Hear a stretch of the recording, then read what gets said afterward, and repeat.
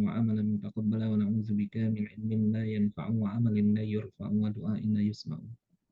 اللهم فقهنا في الدين وعلمنا التأويل وافتح علينا فتوح العارفين يا رب العالمين. Alhamdulillah para peserta sekalian yang dirahmati Allah Subhanahu wa taala. Malam hari ini insyaallah kita melanjutkan bab ilmu dan sakofah.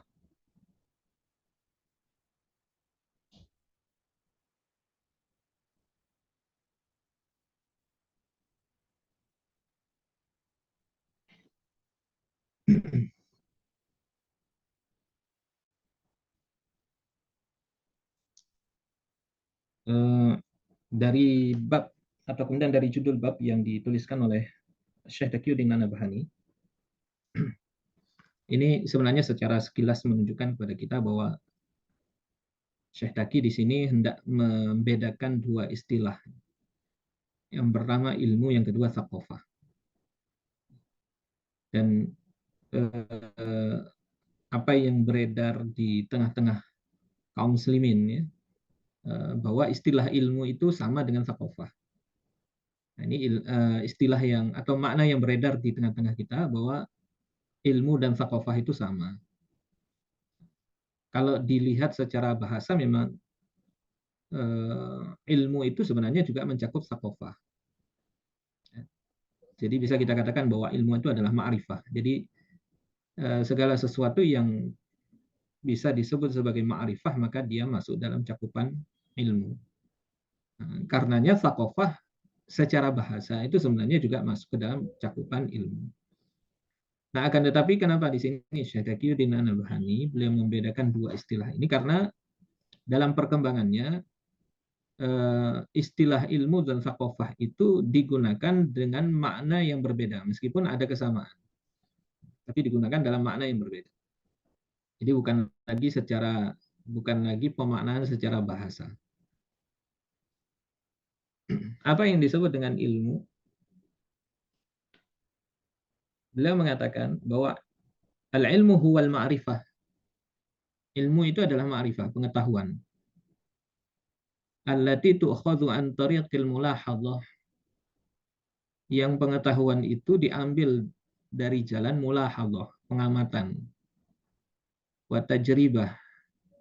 Kemudian diambil melalui jalan percobaan, eksperimen. Wal istintaj. Dan juga diambil melalui jalan penarikan kesimpulan. Nah, ini yang dimaksud dengan al-ilmu. Nah, ilmu-ilmu yang dihasilkan dari thariqah ini atau dari tiga metode ini, itu bisa kita lihat seperti ilmu fisika misalnya, kemudian ilmu kimia, atau ilmu apapun yang dia diambil atau dihasilkan melalui sebuah eksperimen. Bisa kita katakan bahwa sebagian besar sains itu masuk ke dalam cakupan ilmu. Dan ilmu yang semacam ini sifatnya universal. Artinya universal itu dia tidak dilahirkan, tidak berdasarkan pandangan hidup tertentu. Tidak lahir dari akidah tertentu atau tidak membahas akidah tertentu. Ini nanti yang membedakan dia dengan thaqafah. Ya. Bahwa ilmu itu disebut bebas nilai karena dia tidak disandarkan atau tidak berdiri di atas pandangan hidup tertentu dan juga tidak membahas perkara-perkara yang berkaitan dengan pandangan hidup tertentu. Nah, itulah sebabnya kenapa ilmu itu disebut bebas nilai. Nah, sementara thaqafah, as-thaqafatu thaqafah itu adalah hiya al-ma'rifatu allati tu'khadhu an tariqil ikhbar. Thaqafah itu dia pengetahuan, yang pengetahuan itu diambil melalui jalan ikhbar, pemberitaan, berita-berita atau informasi. Wa talaqi, kemudian melalui jalan talaqi. Ini proses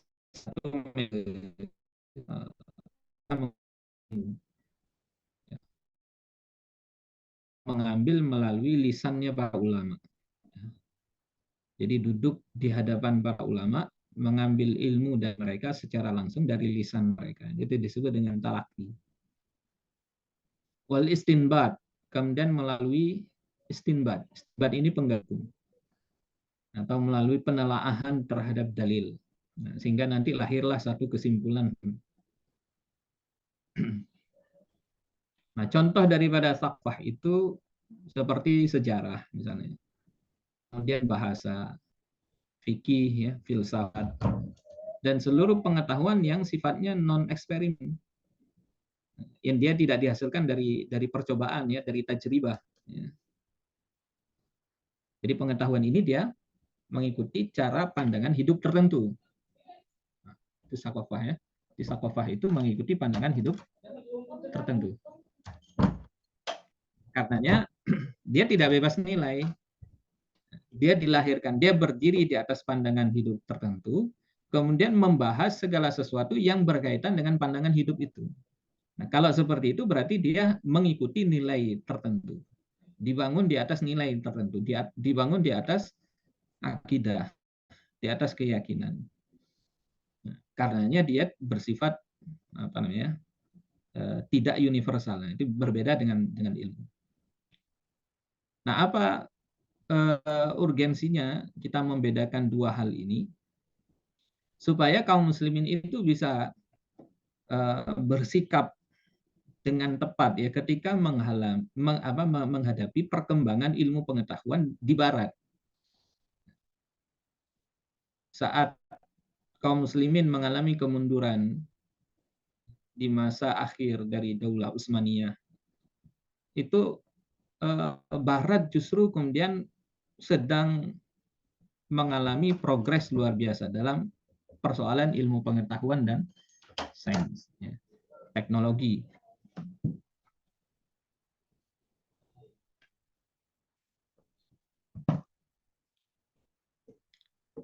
Jadi, nah, bagaimana sikap kaum muslimin? Karena pada faktanya ketika kaum muslimin itu melihat perkembangan, ya, pasca revolusi industri misalnya, kan, itu kan perkembangannya pesat sekali itu di barat, ya. Ya, mulai dari sainsnya, teknologinya, kemudian hasil penemuan segala macam. Nah, itu sebagian kaum muslimin gagap menghadapi itu. Karena ini sesuatu yang datang dari negeri kafir, kan begitu. Akhirnya sebagian orang itu mengharamkan karena tidak bisa memilah tadi mana yang bisa diambil, mana yang tidak. Akhirnya, ya, cara yang paling gampang adalah mengharamkan semua yang datang dari negeri kafir itu. Nah, sehingga kaum muslimin akhirnya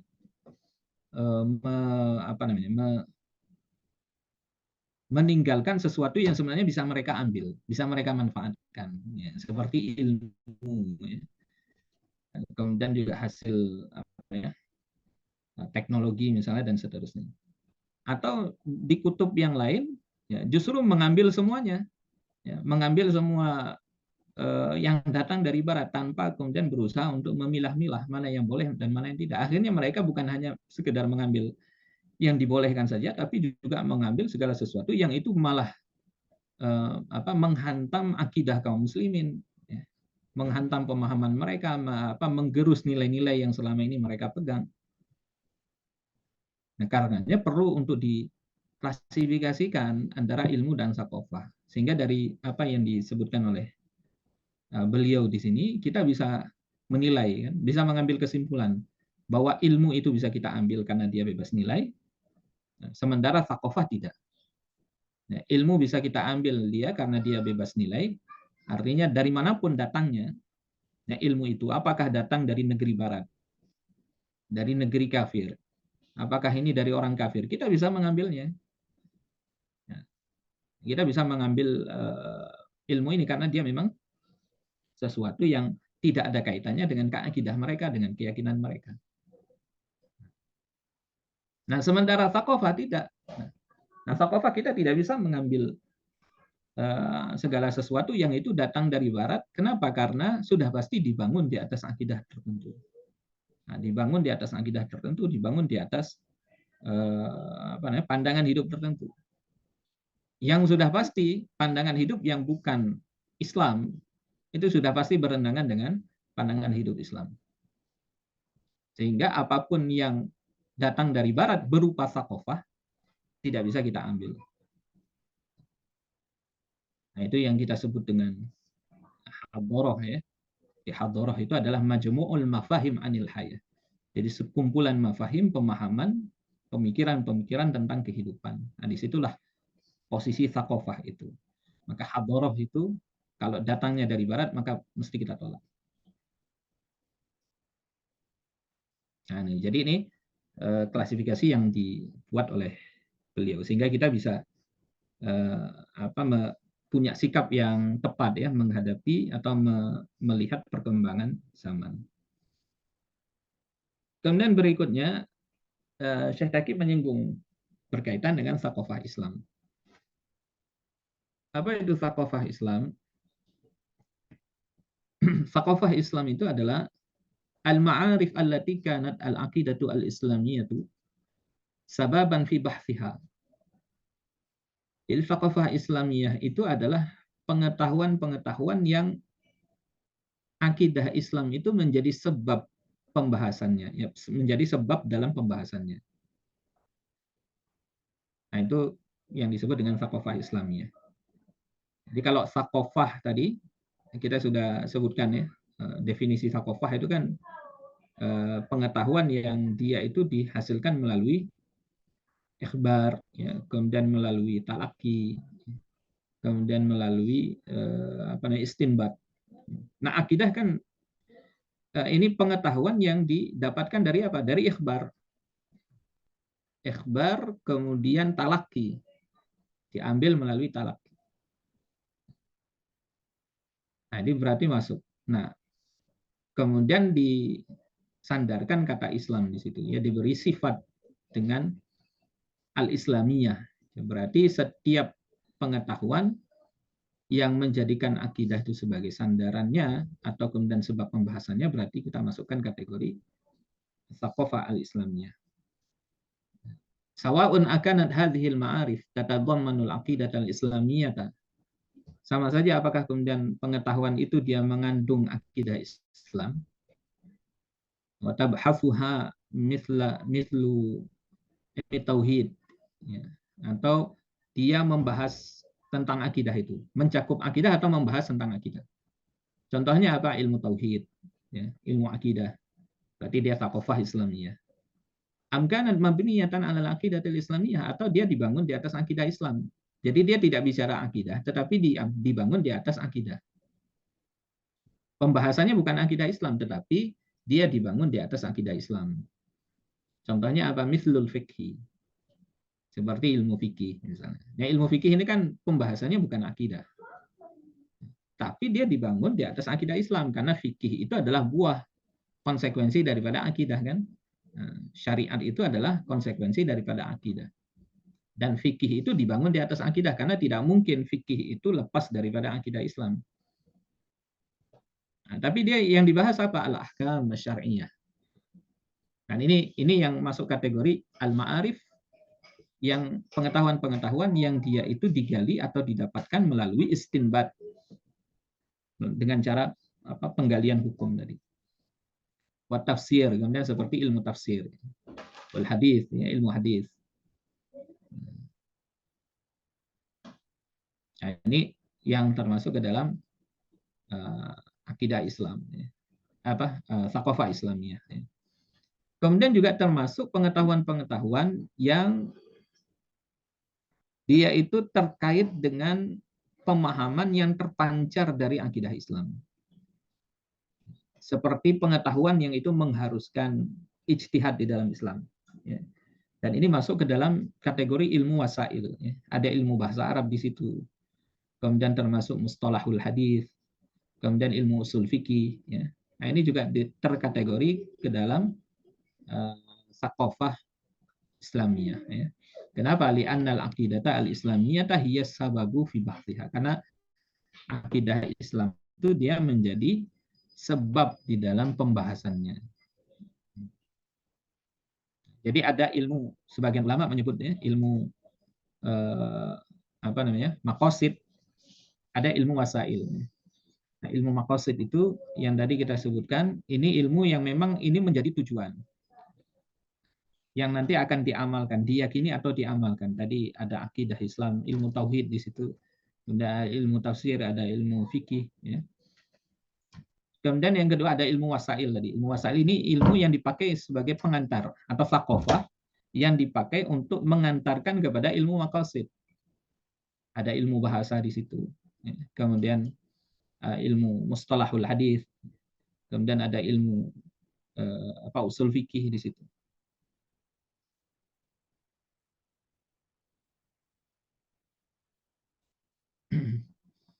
Dan thaqafah Islam itu sesuatu yang wajib dipelajari oleh kaum muslimin. Nah, di mana posisi thaqafah Islam ya terhadap kaum muslimin? Bahwa dia ini adalah kewajiban. Ya. Dia adalah kewajiban yang wajib yang mesti diperhatikan oleh kaum muslimin, yang mesti ditunaikan oleh kaum muslimin. Sebagaimana kemudian Allah sebutkan di dalam Al-Quran. Wa anzalna ilaika dzikra litubayyana lin-nasi ma nuzila ilaihim.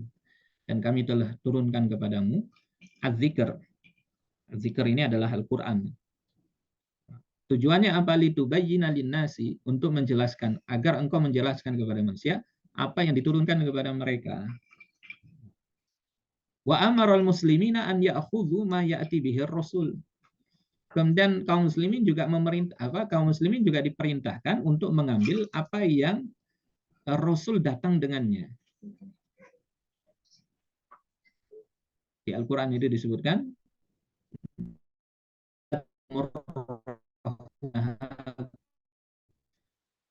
dan apa yang diperintahkan oleh Rasul, apa yang diperintahkan oleh Rasul ambillah, dan apa yang dilarang ya, maka tinggalkanlah. Wa akhadha ma ata bihi rasulu la yata'atta illa ba'da fahmihi wa ta'allumihi. Wa akhdhu ma ata bihi rasul la yata'atta illa ba'da fahmihi wa ta'allumihi. Jadi mengambil apa yang diperintahkan oleh Rasul itu tidak mungkin kita lakukan kecuali setelah memahami dan mempelajarinya. Jadi perintah untuk mengikuti Rasul ya. Nah, apa yang Rasul perintahkan itu kan mesti dipahami dulu kan?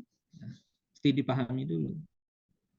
Kalau tidak bisa diikuti. Nah, memahami apa yang diperintah oleh Rasul itu dengan jalan apa? Dengan jalan tafakuh dan ta'allum. Nah, di situ syariat itu memerintahkan kita untuk mempelajari thaqafah Islam itu supaya apa? Supaya kita bisa melaksanakan apa yang diperintahkan kepada kita.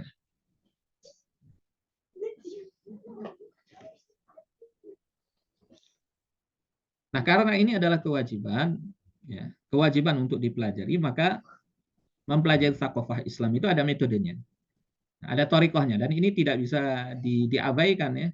Nah, kita telah ditunjukkan ya kepada kita sebagai kaum muslimin bahwa thaqafah Islam itu harus dipelajari melalui metodenya yang khas, ya, metodenya yang khas, yang istimewa, yang unik. Yang ini membedakan metode ini dengan metode yang lain. Nah, di antara metode mempelajari thaqafah Islam itu adalah bahwa thaqafah Islam mesti dipelajari secara mendalam hingga dipahami hakikatnya dengan pemahaman yang benar. Jadi tidak mungkin kemudian thaqafah Islam itu dipahami secara utuh ya, dengan pemahaman yang sahih, kecuali orang yang mendalaminya itu atau orang yang mempelajarinya itu dia mempelajarinya secara mendalam. Jadi bukan mempelajarinya secara apa istilahnya hanya permukaannya saja. Karenanya beliau di sini menyebutkan ya bahwa karena pembahasannya itu mesti mendalam, maka mau tidak mau ada dua hal yang dibutuhkan. Yahtaju fi dirasatiha ila sabrin, butuh kepada kesabaran, wa tahammul, daya tahan. Jadi butuh dua hal. Jadi Syekh Taqiyuddin An-Nabhani mengatakan bahwa mempelajari sakofah Islam secara mendalam itu tidak bisa didapatkan kecuali dengan kesabaran dan tahammul. Dua hal ini dua hal penting ya. Ila sabrin, yahtaju ila sabrin wa tahammul. Sabar itu maknanya adalah kita menjalani sesuatu kemudian tidak melenceng darinya. Jadi melakukan sesuatu secara konsisten ya. Itu sabar. Di sabar itu melakukan sesuatu secara konsisten dan tidak berhenti, tidak mundur, kemudian tidak melenceng dari jalannya. Nah, itu kesabaran. Kemudian tahammul itu daya tahan. Karena pasti banyak rintangannya. Banyak rintangannya, banyak ujiannya, banyak cobaannya. Seperti kita misalnya kan, enggak semua orang itu bertahan untuk misalnya ngaji 2 jam misalnya. Kemudian tidak semua orang itu juga tahan untuk ngaji setiap pekan misalnya secara konsisten. Tidak semua orang itu bertahan dan bisa ngaji misalnya halqah atau dan semacamnya yang sampai bertahun-tahun lamanya. Tidak semua orang sanggup begitu. Ada yang belajar misalnya sebulan, 2 bulan, mundur. Setahun, misalnya setahun sudah lama sekali misalnya. Kemudian mundur. Atau dia berhenti. Padahal ilmu itu butuh waktu yang panjang. Kalau Al-Imam Syafi'i itu mengatakan, ya akhi lan tanalal ilma illa bisittah. Wahai saudaraku, engkau tidak akan bisa mendapatkan ilmu kecuali dengan 6 perkara. Di antaranya apa? Tuluz zaman. Salah satunya adalah tuluz zaman. Tuluz zaman itu panjang masanya. Sesuatu yang panjang masanya itu kan butuh tahammul. Kalau tidak punya tahammul, daya tahan, ya kita nggak akan bisa menempuh waktu yang panjang itu. Nah, jadi mempelajari sakofah yang secara mendalam itu butuh dua hal itu. Kalau tidak, maka kita tidak akan mendapatkan idrok yang sahih tadi. Tidak akan mendapatkan idrok yang sahih, pemahaman yang benar. Karenanya para ulama itu begitu luar biasa itu dalam mempelajari sakofah Islami. Mereka bisa belajar itu sampai puluhan tahunnya. 10 tahun itu paling sedikit, 10 tahun, 20 tahun, 30 tahun. Kemudian penelaahan yang mereka lakukan ya. Mereka membaca kitab seperti Al-Imam An-Nawawi itu kalau membaca kitab itu bukan hanya sekedar untuk mendapatkan maklumat tetapi disertai dengan ta'liq. Beliau kasih komentar itu terhadap apa yang dibaca. Kemudian kalau ada yang tidak benar itu beliau akan mentashih. Kemudian akan dikaji. Kemudian ada persoalan yang bisa jadi iskal di situ. Ada persoalan yang masih samar, maka akan dicari jawabannya sampai ketemu.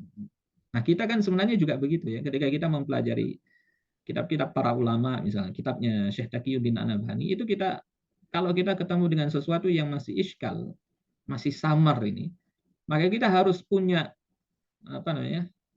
Punya keinginan kuat untuk mencari apa yang dimaksud nih, supaya yang iskal tadi, yang muskil tadi itu bisa hilang. Sehingga pemikiran yang kita kaji itu menjadi jelas bagi kita. Kan tidak ada yang kabur sebenarnya kan. Apa yang ditulis misalnya, apa yang ditulis oleh Syekh Taqiyuddin di dalam kitab-kitabnya ini kan tidak ada yang kabur, semuanya terang. Nah, tapi ketika sampai kepada kita bisa jadi kabur karena salah cara yang kita tempuh misalnya, atau tidak sabarnya kita di dalam mempelajari sakofah yang sebenarnya sudah sangat luar biasa. Nah, ini yang pertama ya, metode mempelajari sakofah itu mesti dengan cara mendalam. Dan itu mesti dipelajari secara talakian fikrian. Nah, ini sedikit apa kutipan saja ya di luar apa yang ditulis oleh Syekh Taqiyuddin sebagai motivasi. Ini dikutip oleh Syekh Muhammad Awamah di dalam Ma'alimu Irsyadiyah. Beliau menukil satu riwayat dari Al-Khatib, dari Ibnu Yahya, dari Ibnu Salim. beliau menceritakan kana rajulun yatlubul ilma fala yaqduru alaihi. Ada dulu seorang laki-laki yang belajar ilmu, tapi dia tidak mampu memahaminya. Kemudian dia berazam, ya, bertekad, ya, untuk berhenti belajar. Putus asa lah dia. Ya, belajar berbagai macam sakofah fikih, usul fikih, mungkin macam-macam itu membuat dia kepayahan, ya, payah dalam memahaminya. Famarra bima'in yanhadiru min ra'si jabalin ala sakhrah. Kemudian ketika dia lewat di satu tempat, dia melihat ada air yang menetes dari gunung, tepat mengenai satu batu. Qad atharal ma'u fiha, yang air itu ternyata memberikan bekas, membuat batu itu berlubang. Kemudian dia sampai mengatakan al-ma'u ala latafatihi. Air saja yang lembut itu, ya, qad athara fi sakhratin ala kasafatiha. Itu bisa memberikan bekas, membuat batu hingga berlubang. Ya. Batu yang keras itu bisa berlubang. Kalau air saja itu bisa membuat batu yang berlubang, apalagi hati, kan begitu. Apalagi jiwa manusia. Allah, aku akan terus menjadi. Kemudian dia mencari ilmu, akhirnya dia mendapat apa yang dia cari. Dan menjadi alim besar. Nah, ini banyak kisah-kisah para ulama begini. Jadi kita ya, belajar satu hal sulit itu jangan berhenti. Nah, itu tantangannya itu. Belajar bahasa Arab misalnya, sulit di awal memang sulit, tapi tidak boleh kita berhenti. Kita jalan terus itu, meskipun mungkin kita nggak bisa berlari. Ada orang yang dia dalam proses menuntut ilmu mungkin dia berlari. Nah, dia mungkin punya kecerdasan di atas rata-rata. Ada orang yang hanya mampu berjalan, ya dia berjalan. Ada orang yang mampu merangkak, dia berangkat. Nah, kalau dia masih mampu untuk merangkak, maka dia merangkak. Tidak boleh dia berhenti. Nah, jadi tantangan itu pasti ada. Ya. Mempelajari ilmu, tantangan itu pasti ada. Kemudian punya tadi kesabaran, ya, daya tahan. Karena para ulama itu juga sudah mengatakan, ma talaba ahadun syai'an bijiddin wasidqin illa nalahu. Tidaklah seseorang itu mencari sesuatu dengan kesungguhan dan kejujuran, kecuali ia pasti akan mendapatkannya. Jadi siapapun yang kemudian dia mencari, ya, mempelajari sakofah Islam ini dengan dua hal tadi, kesungguhan, kejujuran, maka dia pasti akan mendapatkannya. Kalau belum sekarang, mungkin nanti. Karena belajar itu kan syai'an fa syai'an, ya, sedikit demi sedikit, secara bertahap. Kalaupun dia tidak mendapatkan seluruhnya, dia akan mendapatkan sebagian. Kemudian yang kedua, metode mempelajari sakofah Islam itu adalah dengan meyakini apa yang dipelajarinya, sehingga dia bisa beramal dengannya. Bisa beraktivitas dengan ilmu yang telah dipelajari. Karena kita mempelajari ilmu bukan untuk ilmu itu sendiri, tapi mempelajari ilmu untuk amal. Supaya kita beramal dengan ilmu yang kita punya. Supaya kita bisa beraktivitas dengan ilmu yang kita punya. An ya'taqida darisu bima yadrusu hatta ya'mala bihi. Jadi seorang pelajar itu dia meyakini terhadap apa yang dia pelajari hingga dia beramal dengan ilmu yang dia dapatkan itu. Ai an yusaddiqa al-haqa'iq allati yadrusuha tasdiqan jaziman. Maknanya adalah dia membenarkan, ya, hakikat apa yang dia pelajari itu dengan tasdik jaziman, dengan pembenaran yang sifatnya pasti. Nah, ini yang berkaitan dengan akidah terutama, ya. Mimma yata'allaqu bil aqidah. Kalau akidah yang kita pelajari itu nggak boleh ada yang namanya irtiyab. Irtiyab itu keraguan. Kalau ini berkaitan dengan akidah. Kalau kita mempelajari akidah, maka kita harus sampai kepada pembenaran yang sifatnya pasti, tasdiqan jaziman. Tapi kalau yang kita pelajari misalnya ahkam syar'iyah, maka cukup ghalabatudz dzan. Tahapannya cukup sampai dugaan kuat, ya.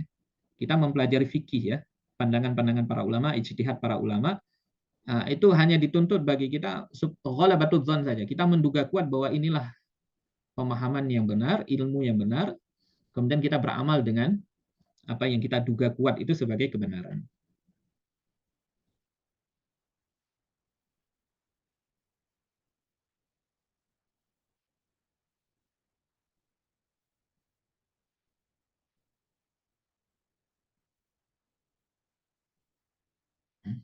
Kemudian yang ketiga, thaqafah Islam itu dipelajari sebagai pelajaran yang bersifat praktis, solutif, ya, bukan sekedar teori. Jadi kita belajar sesuatu ini supaya dia bisa menjadi mu'alajatul muskilah.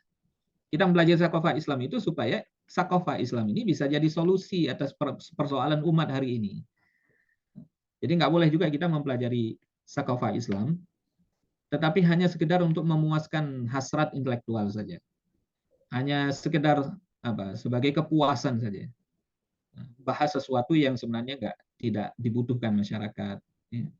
Atau bukan dengan tujuan untuk menyelesaikan problem di tengah-tengah masyarakat. Padahal tujuan dari kita mempelajari sakofah ini supaya dia bisa menjadi solusi bagi permasalahan umat hari ini. Nah, umat ini semakin terpuruk dia, semakin terbelenggu dengan persoalan yang mereka dapatkan dari sistem kapitalisme ini, selama tidak ada yang menawarkan solusi. Kalau tidak ada solusi, ya, para pelajar ya, para polib atau para ulama itu mereka tidak mempelajari sakofah itu untuk menyelesaikan urusan umat, maka umat ini nggak akan bisa keluar dari persoalan mereka. Jadi yang ketiga ini beliau mengatakan an yadrusaha asy-syakhsu dirasatan amaliyatan tu'alijul waqi'. Jadi seseorang itu mempelajari sakofah Islam itu dengan pelajaran yang bersifat praktis, yang dia itu akan menyelesaikan problem fakta yang dia indra. Jadi bukan sekedar mempelajari sesuatu yang tidak ada faktanya, atau kemudian membahas sesuatu yang tidak terjadi misalnya kan, membahas sesuatu yang tidak terjadi. Nah ini juga problem gitu ya, membahas sesuatu yang sifatnya itu hanya khayalan saja. Contoh misalnya ya, dulu pernah ada orang yang bertanya kepada salah seorang syekh, wahai syekh, kalau kita berpuasa kan kita bisa berpuasa kalau kita melihat bulan. Karena perintah Nabi kan gitu ya. Sumu li ru'yatihi wa aftiru li ru'yatihi. Berpuasalah kalian karena melihat bulan dan berbukalah kalian karena melihat bulan. Nah, kalau misalnya ada orang ke bulan misalnya, tinggal di bulan. Itu puasanya kapan? Karena tiap hari dia lihat bulan. Kalau udah sampai ke bulan kan tiap hari dia lihat bulan. Apakah tiap hari dia berpuasa? Apakah tiap bulan misalnya kan? Sepanjang tahun dia berpuasa terus. Kemudian kata syekhnya, engkau pergi berangkat dulu ke bulan. Nanti kalau sudah sampai di bulan, udah bisa tinggal di bulan, nah baru tanya lagi katanya. Nah itu pertanyaan yang tidak ada faktanya ya. Nah, itu sebenarnya masuk ke dalam kategori pertanyaan yang dicela ya. Banyak bertanya tapi justru bukan menjadi ilmu ya, tambahan ilmu, tapi justru menjadi celaan. Kasratus soal. Banyak bertanya hal-hal yang tidak bermanfaat. Nggak ada faktanya, tidak ada faktanya. Apakah ada orang yang tinggal di bulan sekarang? Kan tidak. Ya. Atau orang yang di Mars misalnya kan, kalau di Mars itu gimana puasanya? Ya.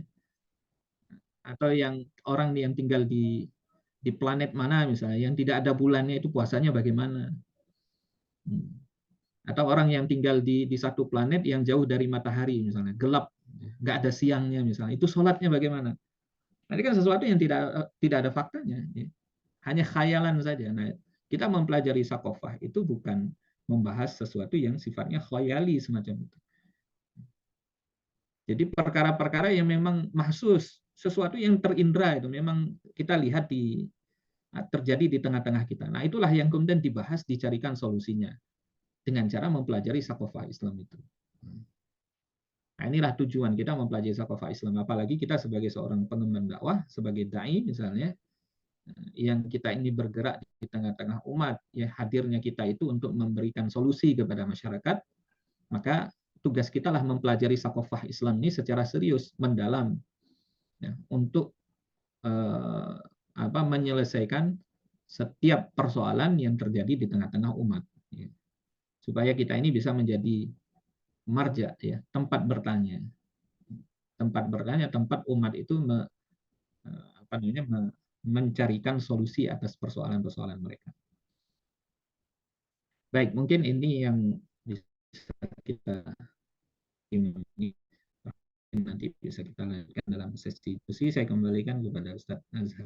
Wallahu a'lam bishawab.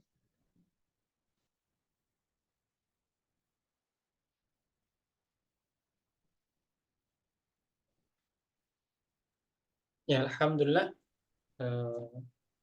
Bapak Ibu jamaah sekalian, ini kita dijelaskan tentang di awal tadi ya, dijelaskan tentang definisi ta'rif tentang ilmu dengan ta'rif tentang saqafah ya. Sepertinya slide pertama itu menjawab semua materi kita malam ini sebenarnya.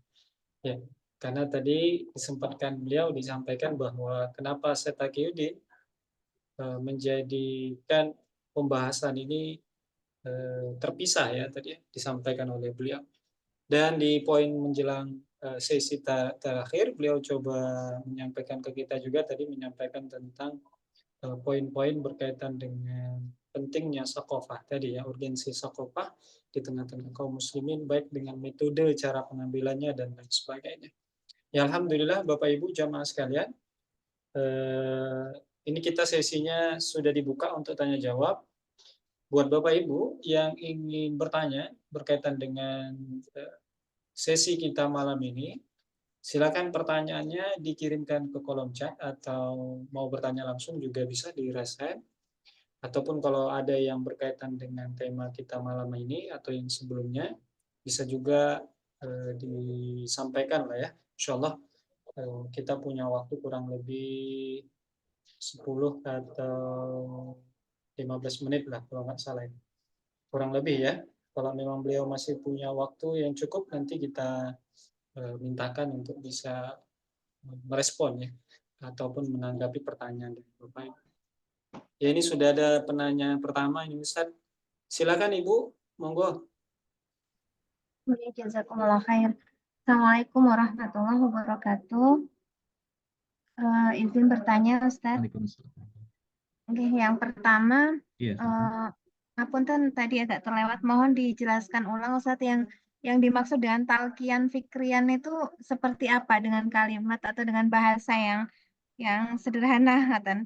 Oke, itu yang pertama Ustaz. Kemudian yang kedua, terkait dengan apa namanya urgensi sakofah Islam gitu ya bagi kaum muslimin, dan kemudian tadi tentang bahwa sakofah Islam itu harus dipelajari dengan metode tertentu.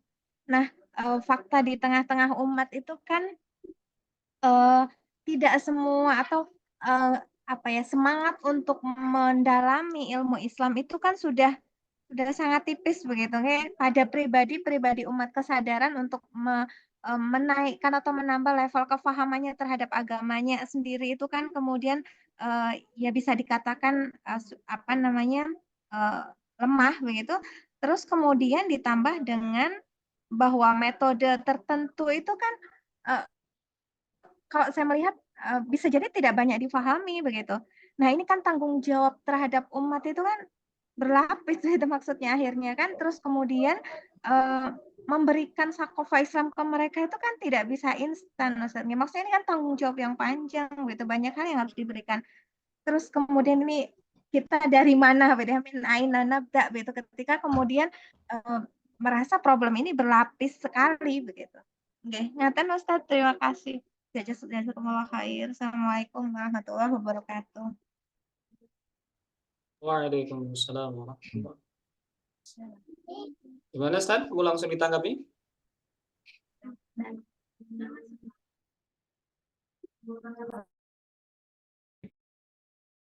Pertanyaan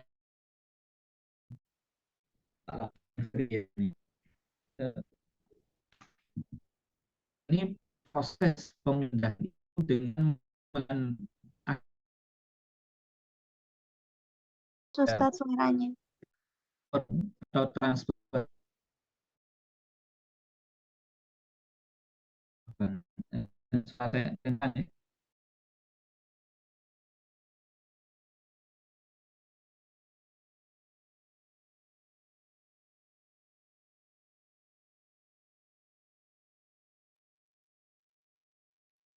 Sebentar Bu, sepertinya beliau terlempar.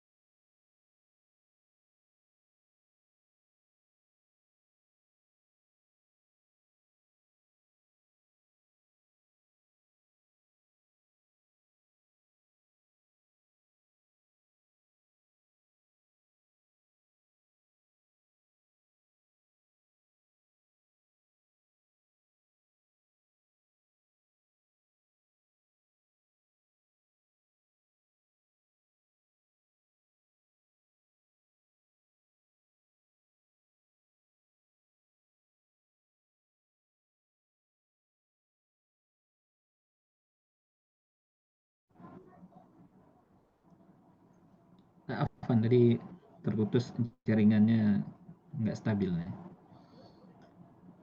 Baik, berkaitan dengan talaqiyan fikrian tadi, ini pemindahan ilmu atau informasi atau pemikiran ya, pemindahan pemikiran itu dengan cara melibatkan aktivitas pemikiran. Melibatkan aktivitas pemikiran. Yang menerima ilmu itu dia melibatkan mentransfer mengambil ilmu itu melalui jalan penginderaan, kemudian melibatkan aktivitas berpikir di situ ya. Aktivitas berpikir ini kan berarti memproses informasi yang ditangkap oleh panca indera, kemudian dihukumi dan dinilai berdasarkan maklumat terdahulu. Orang sudah punya maklumat. Nah, maklumat inilah yang dipakai untuk menghukumi tadi kan, menghukumi setiap informasi yang dia dapatkan. Jadi ada aktivitas berpikir sehingga kemudian didapatkan kesimpulan, ya, kesimpulan daripada apa yang dia indra, apa yang dia pikirkan itu. Jadi bukan hanya sekedar menerima informasi-informasi saja, ya. Bukan hanya sekedar menerima informasi, tetapi juga orang yang menerima informasi itu berpikir itu tadi. Nah, ini talaqiyan fikrian. Ya. Karenanya nanti orang yang ketika dia mendapatkan ilmu sakofah melalui metode semacam ini, itu ilmu yang dia dapatkan itu akan dipahami secara benar, kemudian diyakini. Beda ilmu yang itu hanya berupa doktrin misalnya. Doktrin itu kan hanya sekedar menyampaikan informasi saja. Menyampaikan informasi saja, kemudian dia hanya menukil informasi-informasi itu tanpa kemudian diproses melalui aktivitas berpikir. Nah, itu nggak akan menjadi mafhum. Tapi kalau kemudian informasi yang dia terima itu diproses melalui aktivitas berpikir, maka dia akan menjadi mafhum, menjadi sesuatu yang diyakini kebenarannya. Sehingga itulah yang akan menggerakkan dia untuk mengamalkan apa yang telah dia yakini. Nah, ini ya yang berkaitan tadi dengan talaqiyan fikriyan ya. Baik, kemudian tadi yang kedua apa tadi ya? Saya tadi agak putus-putus juga tadi. Okay. Yang kedua itu tentang problem umat, Ustaz. Jadi bahwa tidak dipungkiri giroh untuk menambah kefahaman terhadap agama kan tipis begitu di tengah-tengah umat. Terus kemudian ditambah lagi yang belajar tidak dengan metode yang tadi harusnya sakofah Islam itu dipelajari dengan metode tertentu, ngaten kan? Tapi ini juga kemudian bisa jadi masuk bagian yang tidak difahami umat. Kan berlapis begitu problemnya di tengah umat. Terus kemudian belum lagi kalau kita bicara sakofah Islam itu kan panjang dan banyak begitu. Ini dari mana begitu mulai membenahi umatnya? Ya Ustaz, sampun, ngaten. Iya. Nah, di sini sebenarnya letak atau urgensinya itu proses taskif itu tadi ya. Proses taskif, dan itu memang harus dilakukan oleh kelompok, oleh jamaah. Karena memperbaiki apa yang telah rusak, apa yang telah melenceng ini kan tidak bisa dilakukan kecuali melalui jalan taskif. Apa yang menjadikan umat terdahulu itu baik, ya, jalan mana yang ditempuh oleh umat terdahulu atau kemudian generasi terdahulu itu menjadikan mereka baik, maka jalan itu pula yang kita tempuh. Sesuatu yang menjadikan generasi terdahulu itu baik, maka jalan itu pula yang kita tempuh. Nah, dulu orang mempelajari Islam itu dengan metode sebagaimana yang tadi kita jelaskan, maka kita mengembalikan metode itu di tengah-tengah umat melalui proses apa? Taskif. Ya, melalui proses taskif tadi. Nah, taskif itu kan kalau sekarang misalnya di sekolah atau di madrasah ya, tidak tidak terimplementasikan proses atau metode semacam itu, maka kitalah ya, yang bergerak di tengah-tengah umat ini. Ya. Jadi pembinaan itu harus masif ya. Baik itu dalam bentuk halakoh tadi ya, atau kemudian pembinaan yang sifatnya itu terbatas, ataupun kemudian pembinaan yang bersifat umum tadi. Jadi ini tugas kita ya, yang kemudian bergerak di dalam aktivitas dakwah ini. Dan kemudian sakofah Islam mana yang mesti dibenahi di tengah-tengah umat ini? Ya, yang pertama adalah akidah. Ya, akidah yang itu untuk mengembalikan umat ini supaya yakin terhadap agamanya sendiri. Nah, akidah yang itu mampu membangkitkan mereka, yang mampu menaikkan taraf berpikir mereka.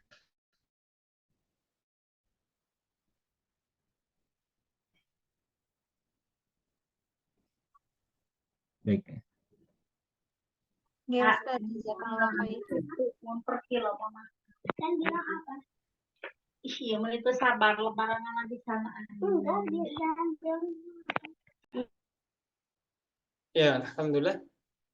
Ini ada pertanyaan juga, Ustaz. Tapi sebelum kita masuk ke kolom chat, ada 3 pertanyaan. Ini ada pertanyaan yang mengkonfirmasi, Ustaz, terkait dengan ta'rifnya tadi di awal antara ilmu dengan sakofah, Ustaz. Kalau tadi disampaikan Ustadz paparkan terkait dengan sakofah tadi, bahwa kita tidak sedang membahas akidah tertentu, juga tidak membicara tentang masuknya pemahaman tertentu pada ilmu tadi ya, maksudnya ya. Ya. Jadi gimana Ustadz, misalnya di satu sisi terkait dengan sains misalnya, ada satu teori yang hari ini sangat kita kenal ya, teori kekekalan energi misalnya. Di dalam ilmu fisika, ya mungkin kita yang pernah mendapatkan pelajaran fisika baik di tingkat pertama maupun tingkat atas, ada teori energi itu tidak bisa dimusnahkan, dia bisa berganti dari satu ke energi yang lain. Nah, ini gimana Ustaz? Kalau ternyata bahwa ini kan kalau kita berkaitan dengan sifat energi, nah ini seakan-akan energi ini kekal dia. Nah, gimana kita mentelusurinya Ustaz terkait dengan sains yang seperti ini? Padahal di satu sisi dia bisa saja bertentangan dengan akidah Islam misalnya.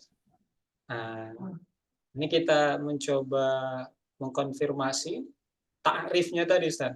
Atau bukan takrifnya yang jadi permasalahan, berarti mungkin di dalam ilmu tadi bercampur dengan sakofah lain misalnya. Nah, ini gimana Ustaz kita mencoba membenahi atau meluruskannya?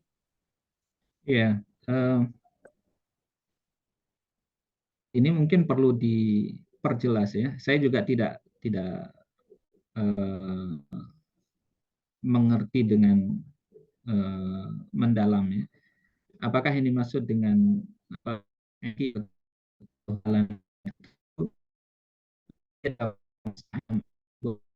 akan terus tetap ada begitu ya. atau dia berubah bentuk misalnya, berubah bentuk dari energi panas menjadi energi kekal, hanya akan binatang, kan begitu. Kalau itu yang karena tidak ada satu yang tahu. Nah, kalau misalnya bahwa dia akan terus ada misalnya, atau mengikuti pandangan sebagian para filosof misalnya, karena memang sebagian filosof itu mengatakan bahwa tidak ada kehidupan setelah alam semesta ini, kan begitu. Setelah alam semesta ini tidak ada kehidupan lagi. Jadi mereka tidak meyakini ada kehidupan setelahnya. Artinya mereka tidak meyakini bahwa alam semesta ini akan hancur atau datang kiamat misalnya, kan begitu. Kalau mereka meyakini bahwa energi itu kekal karena mereka memandang bahwa alam semesta ini kekal. Karena ada sebagian pandangan yang mengatakan bahwa alam semesta ini qadim. Kan pandangan sebagian filosof kan qadim. Qadim itu dia tidak berawal, tidak berawal, dan juga akan terus selamanya ada. Gitu.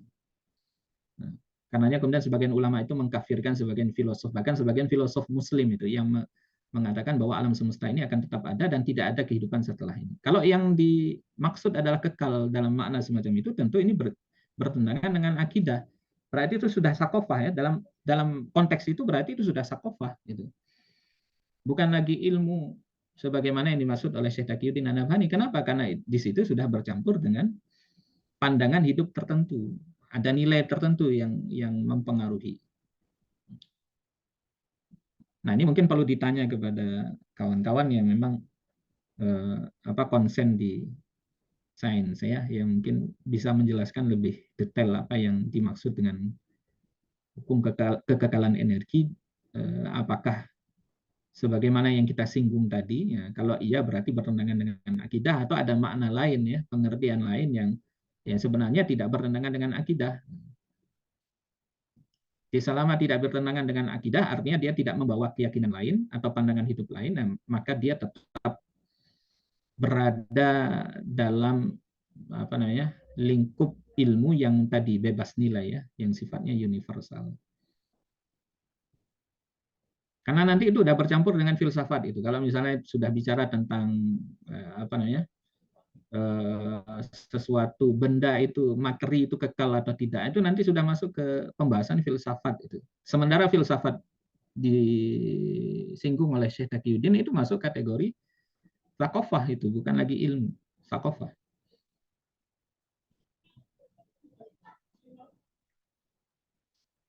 Oke, Ustaz. Alhamdulillah. Ini sudah ada 3 pertanyaan di kolom chat ini, Ustaz. Gimana, Ustaz? Kita bacakan, Ustaz? Ya, silakan. Ya, dari pertama pertanyaan dari Ibu atau Mbak ya, mohon maaf kalau salah. Bu Alma izin bertanya, apa yang menyebabkan para orientalis yang belajar sakofah Islam tetapi tidak tersentuh akidahnya, Ustaz?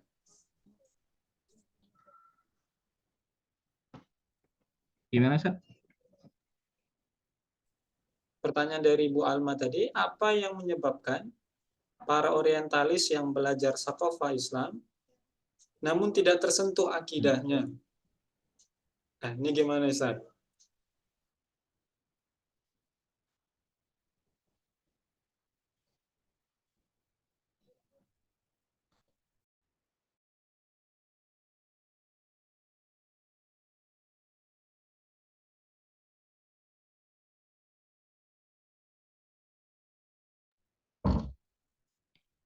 Iya. Ini sebenarnya kembali ke motif ya. Kembali ke motif ya, tujuan mereka mempelajari Islam, ya, mempelajari ilmu atau kemudian mempelajari sakofah. Kalau sejak awal memang tujuannya itu adalah untuk mendiskreditkan Islam, melakukan manipulasi ya. Kemudian ya intinya menyerang Islam. Maka dia orang-orang semacam ini tentu tidak akan tersentuh karena dia apa yang dia pelajari itu tidak akan menyentuh perasaannya. Tapi kan sebenarnya tidak sedikit orientalis itu yang ketika mempelajari Islam justru masuk Islam, kan begitu. ketika mereka mempelajarinya secara objektif. Ya. Mempelajari akidah misalnya, atau ketika mereka mempelajari Al-Quran. Banyak di antara mereka yang juga masuk Islam. Nah ini yang pertama itu tadi ya, kembali kepada motif. Motif atau tujuan itu sangat sangat menentukan. Kemudian yang kedua adalah mereka mau mengambil petunjuk itu atau tidak. Ketika mereka mempelajari Islam itu pasti akan ketemu dengan kebenaran. Nah pertanyaannya mereka ngambil kebenaran itu atau tidak. Ya. Kan sebagaimana kaum Samud ya di dalam Al-Quran kan Allah mengatakan wa ammas samudu fahadainahum. Adapun kaum Samud itu kami berikan mereka petunjuk hidayah. Mereka tahu ini hidayah. Fastahabbul ama 'alal huda, akan tapi mereka lebih mencintai kebatilan itu daripada kebenaran. Nah, sama dengan orientalis itu sebenarnya ketika mereka mempelajari Islam itu mereka sudah menghadapi pilihan itu. Ketika mereka mendapati oh, ini petunjuk, ini benar Islam ini. Nah, pilihan ada di tangan mereka itu mengambil kebenaran itu. Artinya mengakui kesalahan mereka, insaf mereka. Mereka mempertahankan kekafirannya itu. Ya, itu macam-macam, gengsi, karena khawatir nanti dianggap kalah di hadapan Muslim. Sama seperti Abu Jahal dulu, kenapa tidak mau beriman kepada Nabi? Kan karena persoalan persaingan keluarga antara keluarga Abu Jahal dengan Bani Hashim. Bukan karena dia tidak mendapati kebenaran ada di sisi Rasul. Dia tahu bahwa Al-Quran itu kalamullah. Nah, sama sebenarnya dengan orientalis. Makanya orientalis yang masuk Islam, itu karena dia mau mengambil hidayah itu tadi. Kan itu pilihan ada di tangan mereka kan. Yang menghalangi mereka tidak mau mengambil hidayah itu tadi macam-macam, mempertahankan gengsi, ya. Tidak mau dianggap kalah di hadapan muslimin, ya. Fanatisme, ya. Macam-macam. Ya. Wallahu a'lam bishawab. Ya, alhamdulillah. Cukup jelas ya Bu Alma bahwa beliau menjelaskan tadi berkaitan dengan motif dan juga penerimaan terhadap hidayah tadi ya. Kemudian pertanyaan selanjutnya Ustadz dari Ibu Tri atau Mbak Tri ya, mohon maaf. Izin bertanya, ketika sakofah sudah banyak Ustadz, terkadang nafsianya kurang. Dan ini banyak dijumpai saat ini Ustadz, mohon penjelasannya. Nah ini gimana Ustadz, kasuistik yang muncul seperti saat ini ada, sakofahnya banyak, tapi di sisi yang lain nafsianya kurang bagus nih Ustaz. Monggo tanya.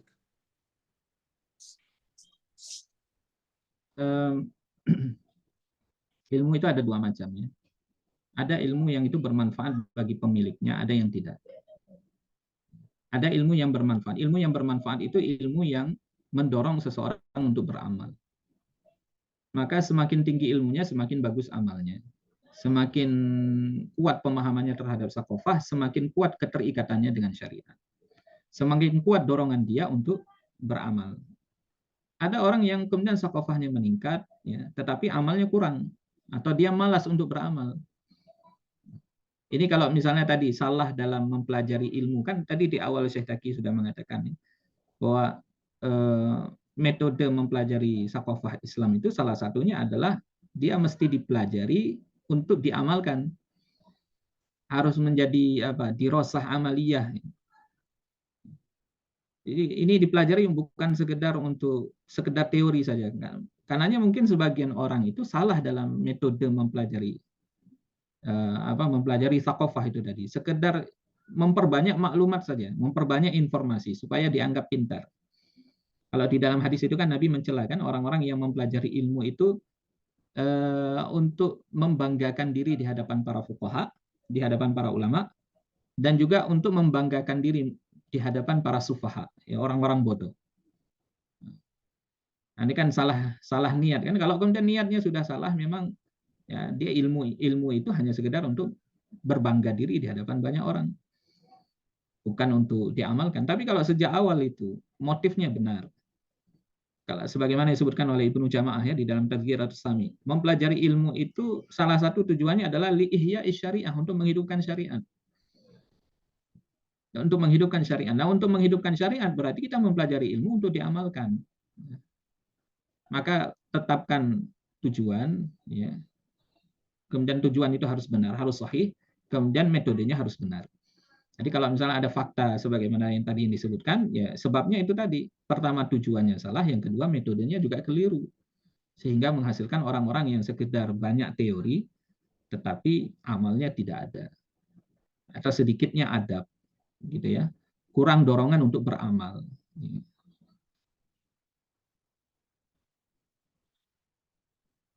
Baik, gitu ya.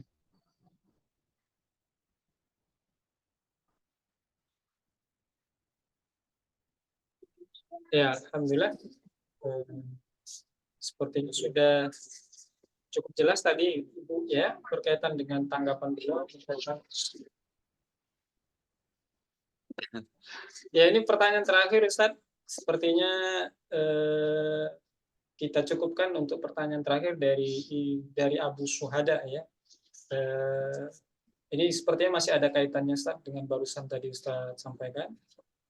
Ya, mungkin dari sisi penilaian Sakofah Ustaz ya. Assalamualaikum Ustaz, kenapa terkadang seperti ada perbedaan antara pandangan fikih dengan pandangan tasawuf Ustaz?